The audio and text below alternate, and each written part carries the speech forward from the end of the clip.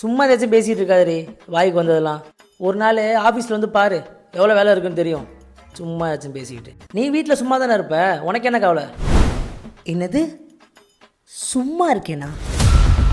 வீட்டில் தினமும் எவ்வளோ பிரச்சனை இருக்குன்னு தெரியுமா? வீட்டில் தானே இருக்க, உனக்கு என்ன பிரச்சனை? வெளியே வேலைக்கு போனவாச்சும் ஏதாச்சும் பிரச்சனை இருக்கணும். எனக்கும் இருக்கணும். என்ன இருக்கணும்? மொட்டை மாடியில் காய போட்ட துணியெல்லாம் பறக்காமல் இருக்கணும். மல்லிகை கடைக்கு போனால் எந்த ஜாமானும் மறக்காமல் இருக்கணும். மிக்சியில் சட்னி அரைக்கிறப்ப ஜாரோட பல்லு உடையாமல் அரைக்கணும். எழுத்த வீட்டுக்காரி பார்த்தா உள்ள இழுத்து தொப்பையை மறைக்கணும்.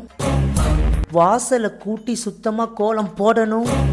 பால் வாங்க கடைக்கு காலையிலே ஓடணும். வாங்கிட்டு வந்த பாலில் எல்லாருக்கும் காஃபி போட்டு கொடுக்கணும். பாத்திரத்தை கழுவி அடுக்கணும். இதையெல்லாம் போக குழந்தைக்கு ஆய் கழுவி விட்டு, பெரிய பையனை ஸ்கூலுக்கு கிளப்பி விட்டு, இதெல்லாம் பத்தாதுன்னு உன் ஆத்தாக்காரிக்கிட்ட நாலு திட்டு. அதையெல்லாம் பொறுத்துக்கிட்டு மதியம் போய் சமைக்கணும். நைட்டு தோசை ஊற்ற மாவு அரைக்கணும். எப்படா பால்கார் வருவார்னு தெருவை பார்த்துட்டே சாயங்காலம் நிற்கணும். துவைச்சு போட்ட துணியெல்லாம் மடித்து வைக்கணும். அதுக்குள்ளே நான் பற்றி ஸ்கூல்லேருந்து வந்துடும் மம்மி அப்படின்ட்டு.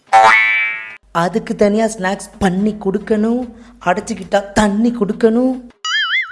சரி, வேலையெல்லாம் முடிச்சுட்டு கொஞ்ச நேரம் ஃபோன் பார்க்கலான்னு ஃபோனை எடுத்தா அது ஒரு குத்தம். அம்மா பசிக்குதுன்னு ஒரு சத்தம். சுத்தம்.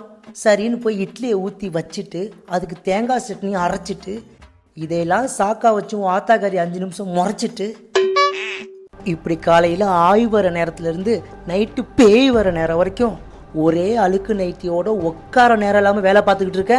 என்னை பார்த்தா உனக்கு சும்மா இருக்க மாதிரி இருக்கா? சும்மா இருக்க மாதிரி இருக்கா? என்ன விரதம் ஏற்றாய் நீ அம்மா, நெஞ்செல்லாம் என் தெய்வமே ஐயா. இப்போ புரியுதா?